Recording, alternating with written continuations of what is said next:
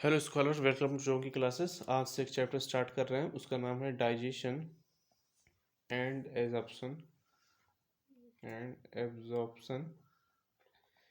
इस चैप्टर का अगर वेटेज देख लें एग्जामिनेशन में कितना है, तो अगर नीट एग्जामिनेशन में देखें तो इस चैप्टर का वेटेज 3 to 4 क्वेश्चन का होता है। ठीक है, 3 to 4 क्वेश्चन का। और एक पहला चैप्टर है ह्यूमन फिजियो का, ह्यूमन फिजियोलॉजी जो है उसका ये सबसे फर्स्ट चैप्टर है।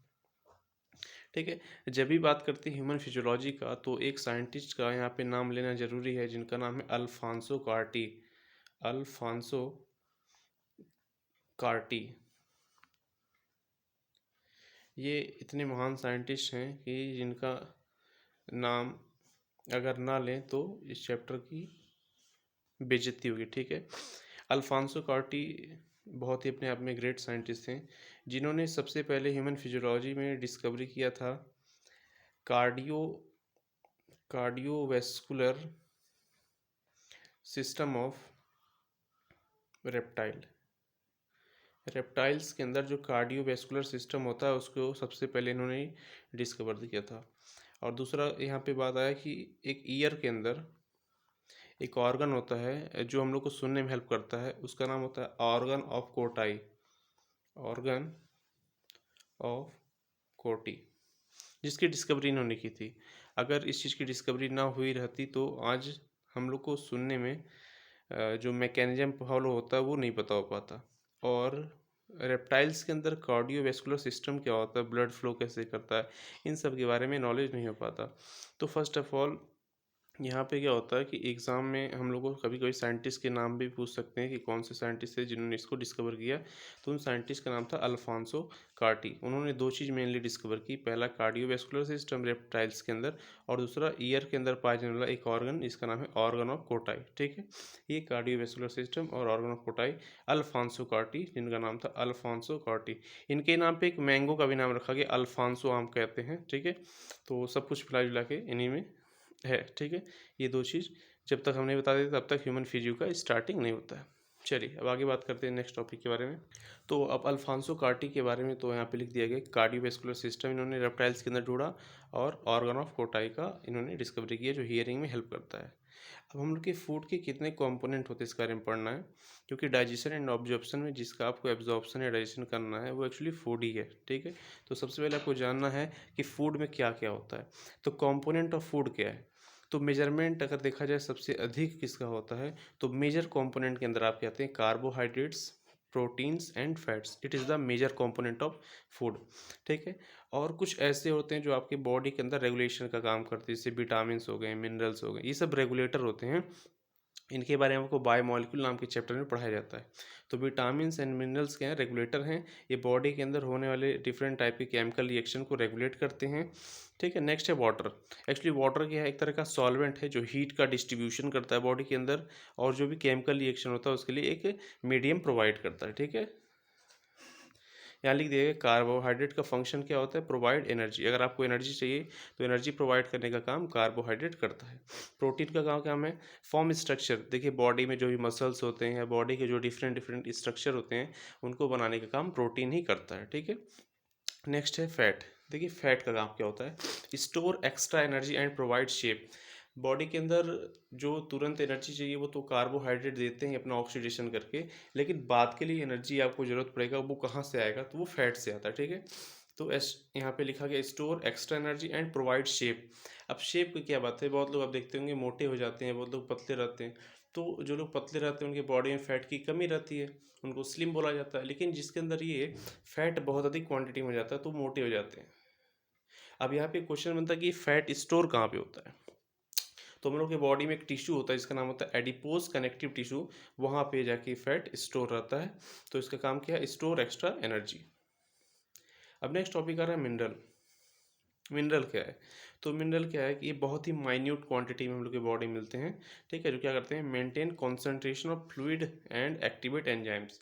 बॉडी के अंदर जितने भी एंजाइम्स होते हैं उनको एक्टिव करने का काम, और जो भी हम लोग के बॉडी में फ्लूइड होते हैं उनके कॉन्सेंट्रेशन को मेंटेन करना, कि कहीं पे ब्लड ज़्यादा चाहिए, कहीं पे कम चाहिए, उसके अंदर क्या आरबीसी कितना चाहिए, कितना डब्ल्यूबीसी चाहिए, तो इन सब के मेंटेनेंस का काम करते हैं मिनरल्स।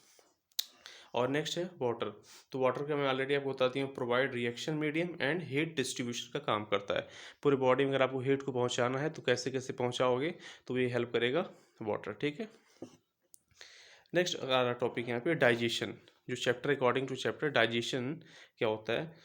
देखिए सबसे पहले बताते हैं डाइजेशन एक प्रोसेस है, ठीक है। अब क्वेश्चन बना कैसा प्रोसेस, तो एक बायोकेमिकल प्रोसेस और बायोमैकेनिकल प्रोसेस है, ठीक है। तो डाइजेशन क्या है, तो digestion is the biochemical and biomechanical process, जो क्या करता है, जो कन्वर्जन करता है किसका, मैक्रो मॉलिक्यूल का माइक्रो मॉलिक्यूल में। अब जो भी फूड हम लोग लेते हैं तो उसमें क्या होता है, फूड में बहुत बड़े बड़े पार्टिकल्स होते हैं। जैसे मान लीजिए आपने बहुत बड़ा सा एक ब्रेड का टुकड़ा लिया, ठीक है।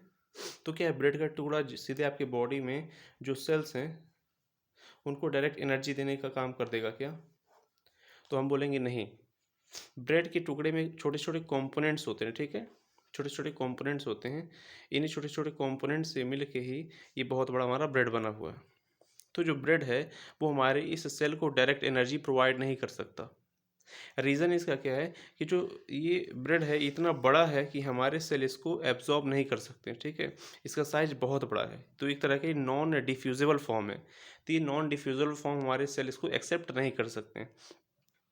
तो डाइजेशन का मैकेनिज्म क्या होता है, जो ये नॉन डिफ्यूजिबल जो फूड है उसी को डिफ्यूजिबल बनाता है, ताकि ये छोटे छोटे अपने कंपोनेंट में टूट जाए और इन छोटे कंपोनेंट को हमारे सेल एब्जॉर्ब कर लें और अपना एनर्जी का रिक्वायरमेंट कंप्लीट कर लें, ठीक है। तो यहाँ लिख दिया गया है, digestion is the biochemical and biomechanical process in which macro molecule जो होते हैं नॉन डिफ्यूजिबल, वो क्या होते हैं, कन्वर्ट होते हैं किसमें, माइक्रो मॉलिक्यूल में, जो क्या होता है एक डिफ्यूजिबल फॉर्म होता है, which can absorb by small intestine. अब बना क्वेश्चन कि स्मॉल इंटेस्टाइन में ही एब्जॉर्प्शन क्यों होता है, क्योंकि एब्जॉर्प्शन के लिए जो सबसे अच्छा जगह है वो स्मॉल इंटेस्टाइन है। रीज़न इसका क्या है, सबसे लॉन्ग लॉन्ग जगह कोई है तो वो आपका स्मॉल इंटेस्टाइन ही है। और रीज़न क्या है दूसरा एब्जॉर्प्शन का, क्योंकि देखिए जब तक आप स्टमक तक आते हैं तो कुछ ऐसे पार्ट रहते हैं जो डाइजेस्ट हो जाते हैं और स्मॉल इंटेस्टाइन में कंप्लीट डाइजेशन हो जाता है, ठीक है। तो उसके बाद से एब्जॉर्प्शन ही बचता है, तो वहाँ से एब्जॉर्प्शन हो जाता है। किसका किसका एब्जॉर्प्शन होता है, कौन सा डिफ्यूजिबल फॉर्म है कौन सा नॉन डिफ्यूजिबल है। जैसे देखिए स्टार्च, स्टार्च एक मैक्रो मॉलिक्यूल है जो नॉन डिफ्यूजिबल फॉर्म है। जब उसका आप डाइजेशन करोगे तो डाइजेशन करने से क्या हो जाएगा, वो ग्लूकोज में जाएगा और वो एक माइक्रो मॉलिक्यूल डिफ्यूजिबल फॉर्म में चला जाएगा। सेकंड है प्रोटीन। प्रोटीन देखिए बहुत बड़े एमिनो एसिड्स का चेन होता है, तो जब डाइजेशन करते हैं तो ये प्रोटीन छोटे छोटे मॉलिक्यूल्स में चले जाते हैं, ठीक है। अब नेक्स्ट हम लोग पढ़ते हैं डाइजेस्टिव सिस्टम। जब डाइजेशन पढ़ा जाता है तो इसके लिए कोई सिस्टम रिस्पॉन्सिबल होता है, वो है डाइजेस्टिव सिस्टम। तो डाइजेस्टिव सिस्टम दो पार्ट के होते हैं, ठीक है। पहला पार्ट उनका होता है alimentary canal and second part होता है एसोसिएटेड ग्लैंड, ठीक है। अभी तक हमने जो पढ़ा है इसका थोड़ा रिवीजन कर लेते हैं। फर्स्ट ऑफ ऑल आपसे क्वेश्चन है कि कार्डियोवैस्कुलर सिस्टम ऑफ रेप्टाइल किसने डिस्कवर किया, ठीक है, इसका आपको आंसर बताना है। और प्रोवाइड एनर्जी यानी एनर्जी प्रोवाइड करने का काम कौन करता है इसे बताना, ठीक है। इसको आप कमेंट कर दीजिएगा। चलिए क्वेश्चन है डाइजेस्टिव सिस्टम के कितने पार्ट होते हैं, तो बताएंगे दो पार्ट। पहला क्या है, alimentary canal and second is associated gland. Alimentary canal and associated gland. Alimentary canal क्या होता है, तो it is a digestive tube from mouth to anus. Mouth से लेके एनस तक जो भी ट्यूब गया है उस ट्यूब को एलिमेंट्री कैनाल बोला गया है। नेक्स्ट है एसोसिएटेड ग्लैंड। एसोसिएटेड ग्लैंड का काम क्या होता है, तो ये ऐसे ग्लैंड होते हैं जो माउथ टू एनस जो भी हमारे डाइजेस्टिव सिस्टम के ट्यूब गए हैं उसके अंदर जूस सिक्रेट करने का काम करता है। तो which secrete digestive juice in alimentary canal, जो डाइजेस्टिव जूस को सिक्रेट करता है एलिमेंट्री कैनाल में, वो आपके एसोसिएटेड ग्लैंड होते हैं। अब चलिए देख लेते हैं इनके कितने पार्ट होते हैं। वैसे मैं आपको दिखाऊं तो यहाँ पे आप देख सकते हैं डाइजेस्टिव सिस्टम के दो फंक्शन यहाँ पे हैं जो लिख दिए गए हैं। और डाइजेस्टिव सिस्टम के पार्ट कितने, एलिमेंट्री कैनाल और डाइजेस्टिव ग्लैंड। एलिमेंट्री कैनाल में कौन होता है, पहला होता है mouth, buccal cavity, pharynx, oesophagus. देखिए ईसोफेगस बहुत से पुराने जो बुक्स थे वहाँ से ई से स्टार्ट किया गया और नए बुक्स में ओ से स्टार्ट किया गया। अगर आप प्रोनाउंस करेंगे तो यहाँ पे ओ जो होता है साइलेंट होता है, इसलिए ईसोफेगस इसको बोलते हैं, ठीक है। तो oesophagus, stomach, small intestine, large intestine, anus, ठीक है। Mouth, buccal cavity, pharynx, oesophagus, stomach, small intestine, large intestine, anus are the part of alimentary canal. और डाइजेस्टिव ग्लैंड में कौन आता है, salivary gland, gastric gland, liver, pancreas, intestinal gland, ठीक है, जिसको मैं और थोड़ा सा डिटेल में दिखाता हूँ। जिससे यहाँ पे देखिए सबसे पहला आपको पार्ट दिखा जाएगा, ओपनिंग ऑफ फूड पाइप। दो पाइप होते हैं, पहला होता है फूड पाइप और दूसरा होता है विंड पाइप। तो जो फूड पाइप का ओपनिंग होता है उसको गलेट्स बोलते हैं, ठीक है, और जो विंड पाइप का ओपनिंग होता है उसे ग्लॉटिस बोलते हैं, जो दोनों कवर होते हैं, ठीक है। अब मैं आगे चल के बताऊंगा कि यही जो विंड पाइप है ग्लॉटिस का ओपनिंग वो भी कवर होता है एपिग्लॉटिस से, वो बात की बात है। तो यहाँ देखिए डाइजेस्टिव सिस्टम के अंदर जो एलिमेंट्री कैनाल आया था, mouth, buccal cavity, pharynx, okay, oesophagus. Oesophagus actually pronounce नहीं करते हैं, इसोफेगस करते हैं। स्मॉल इंटेस्टाइन, स्टमक, यहाँ देखिए स्टमक है, CH, स्टमक, ठीक है। स्मॉल इंटेस्टाइन, देखिए स्मॉल इंटेस्टाइन के तीन पार्ट होते हैं, ठीक है, थ्री पार्ट होते हैं स्मॉल इंटेस्टाइन के। पहला होता है ड्यूडेनम, ठीक है, ड्यूडेनम जिसका शेप कैसा होता है, शी शेप का होता है। और सेकंड इज जिजनम, जिजनम, ठीक है, and third is ileum. Duodenum, jejunum, ileum, duodenum, jejunum, ileum, duodenum, jejunum, ileum, duodenum, jejunum, ileum. Duodenum का शेप क्या होता है, सी होता है। नेक्स्ट है लार्ज इंटेस्टाइन। लार्ज इंटेस्टाइन के तीन पार्ट होते हैं, caecum, colon, rectum. Caecum, colon, rectum, ठीक है। पहला होता है सिक्कम, दूसरा होता है कोलोन, और फिर रेक्टम, एंड लास्ट में आप देख सकते हैं एनस है। तो ये सभी जो पोर्शन आते हैं आपके एलिमेंट्री कैनाल्स के अंदर आ जाते हैं। मैंने लिख दिया एलिमेंट्री कैनाल के अंदर आते हैं, ठीक है। और यहाँ पे देख लीजिए लिखा हुआ है सेलेब्री ग्लैंड। तो सेलेब्री ग्लैंड में कौन आते हैं, गैस्ट्रिक ग्लैंड आते हैं। गैस्ट्रिक ग्लैंड कहाँ पे मिलेंगे, आपके स्टमक मिलेंगे, ठीक है। लीवर भी एक तरह का सेलेब्री ग्लैंड है। गाल ब्लैडर लीवर के पास तो ये भी है, और पेनक्रियाज भी है, और इंटेस्टाइनल ग्लैंड भी सभी है। इंटेस्टाइनल ग्लैंड मतलब स्मॉल इंटेस्टाइन या लार्ज इंटेस्टाइन के अंदर सब मिक्स करके है। तो ये सभी डाइजेस्टिव ग्लैंड के अंदर आते हैं। डाइजेशन के 5 प्रोसेस होते हैं, ठीक है। उन 5 प्रोसेस में क्या क्या होते हैं चलिए देखते हैं। सबसे पहला होता है ईजेशन, ठीक है, इंजेशन बोल सकते हैं, ईजेशन बोल सकते हैं। तो अच्छा रहेगा ईजेशन बोलिए, कुछ कुछ यहाँ पे स्पेलिंग एरर है, ईजेशन बोलते हैं। What is the ingestion? तो ingestion is the process of taking food particle. आप फूड पार्टिकल इनटेक करते हो तो इस प्रोसेस को ईजेशन बोलते हैं, ठीक है। सेकेंड है डाइजेशन। तो आप जो भी फूड पार्टिकल इनटेक किए हो वो बहुत ही मैक्रो मॉलिक्यूल्स के फॉर्म में, बड़े फॉर्म में हैं, तो उनको छोटे फॉर्म में फिजिकली या फिर केमिकली ब्रेक डाउन करना डाइजेशन है। तो break down of macro molecule into micro molecule is called as digestion. मतलब बड़े बड़े मॉलिक्यूल्स जो मैक्रो फॉर्म में है उनको माइक्रो में ब्रेक करना ही डाइजेशन होता है। Third is absorption. एब्जॉर्प्शन क्या है? Taking nutrient from digestive system to blood. मतलब आपने जो भी फूड पार्टिकल अभी डाइजेस्ट किया है, ठीक है, तो उसमें कुछ न्यूट्रिएंट है, अब उस न्यूट्रिएंट को अपने मतलब कि सेल के अंदर लेना, ठीक है, ये क्या होता है? एब्जॉर्प्शन होता है। मतलब कि जो भी अपने पास डाइजेस्टिव फूड है उसके अंदर न्यूट्रिएंट पार्टिकल को निकाल लेना। सिंपल से बोले तो स्मॉल इंटेस्टाइन में कुछ सेल होते हैं, उन फूड के अंदर जो डाइजेस्टेड फूड हैं उनके अंदर जो न्यूट्रिएंट है उसको बाहर निकाल लेते हैं। इस प्रोसेस को बोलते हैं एब्जॉर्प्शन। सिर्फ न्यूट्रिएंट को जो हमारी ज़रूरत का है उसको निकाल लेना एब्जॉर्प्शन होता है। अब उस न्यूट्रिएंट को जहाँ भी सेल को ज़रूरत है वहाँ तक पहुँचाना एसिमिलेशन होता है। Movement of digestive food molecule into the cell where we used. जहाँ पे हमको इस सेल की न्यूट्रिएंट की आवश्यकता है, जहाँ पे न्यूट्रिएंट की सेल को आवश्यकता है वहाँ तक ब्लड के थ्रू इनको पहुँचाया जाता है। इस प्रोसेस को एसिमिलेशन कहते हैं। And last is egestion. Egestion क्या होता है?